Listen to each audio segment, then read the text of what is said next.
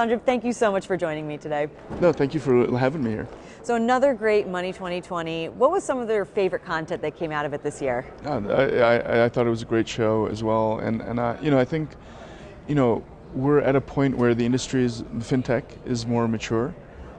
So we've seen technologies sort of go through the hype cycle, and so now, I think it's the most exciting part, where you start to see real things happen, and you can shake out some of the things that might not have worked, and so for example, there's a panel about AI in financial services actually that I moderated. Obviously I'm biased about that, but it was interesting to hear from, for example, like Microsoft talking about the ethical use of data, and because there's so much data out there about us and how is it being used.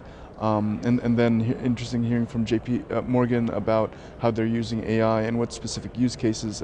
So for example, maybe not so much the direct to consumer right away, but things that are more on the B2B side, and which actually helps a little bit in terms of thinking about some of the thornier issues like bias and once again how you use data. So I guess beyond that, also just like for example, like blockchain, cloud, those are, I'm a geek at heart, so I just love reading about that kind of stuff. Well, it really seems like especially blockchain has moved just beyond a buzzword. So It's exciting to see that companies are actually making it applicable now, more than just saying it'll revolutionize the industry. So it's nice to see that we've, like you said, matured and moved beyond that. But are there any other technologies or even emerging technologies that you're kind of keeping your eye on right now? Yeah, so I think maybe along that blockchain thread, like generally cryptography. So for example, when you're looking at like quantum computing, and how that could break some of the existing cryptography technologies that have been there for a long time. But there's other types of cryptography techniques like lattice cryptography and that are supposedly not impacted by computing advancements like quantum. So that's obviously out there, and probably not many people thinking about it, to be perfectly honest, but just at least hearing some of that discussion, I think it's like sort of an interesting look ahead of where things might go. Absolutely. So let's talk Guppy for a little bit. Absolutely. Like you said, you're on both sides of things, Money 2020 and Guppy. So who is Guppy and who are you serving and what are you working on? Sure, absolutely. So Guppy is, what we're building is a credit bureau built on blockchain technology to make the system more transparent and to bring control and ownership of the data back to the actual data owners, who we view as, like, say if you have an account with a bank, that data is owned between you and the bank. And so you should have the primary say in terms of how it's used and when and how and so forth.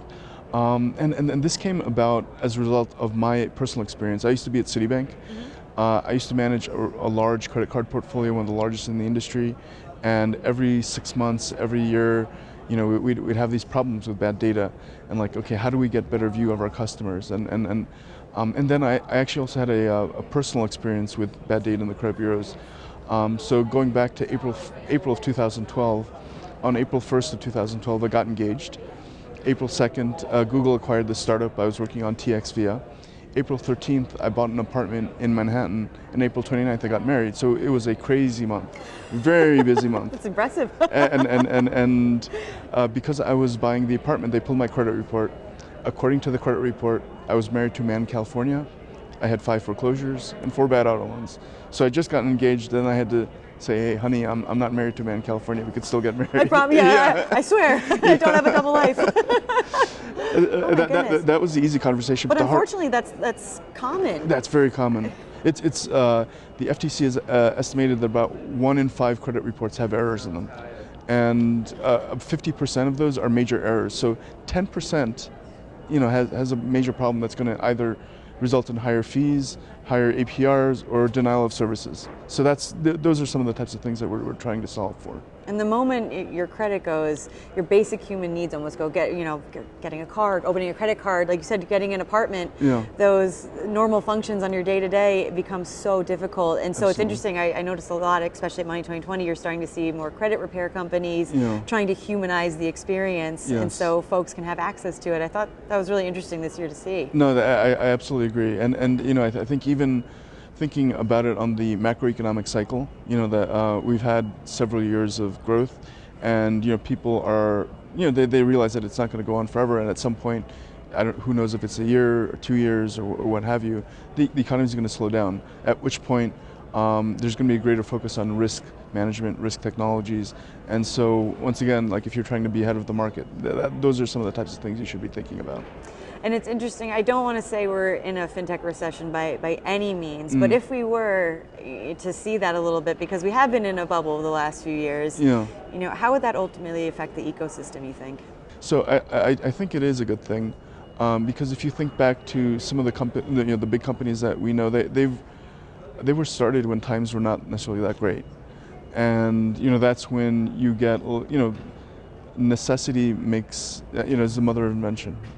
And additionally, as, for example, a startup is trying to hire more people, you know, you can get better talent if there aren't 100 other companies that are competing for that same talent pool. So and then when you get better people working together, ideally, hopefully, you know, you can make much more progress than you would in a traditional situation. Well, it feels like we're headed for a market correction a little bit, just from what we're seeing. You know, you take the WeWork example that's been everywhere, and they're just pulling these valuations out of what seems like almost thin air, and it feels like we need to come back down to earth a little bit. Absolutely, I agree, and you know, I think obviously, so I worked out in the West Coast. I used to be a chip designer at Intel. I've also, you know, was a banker in New York. So you've done it all. You've been on all sides of it. You've seen it all. I've seen the different perspectives. And you know, I think like there's a happy medium, and like sometimes you go too much one ways, and there's a bit of a correction. Absolutely. Well, Sanjib, thank you so much for your insights today. It was a pleasure speaking with you. Thank you very much, Shannon. I really appreciated it. From Medici Studio, I'm Shannon Rossick.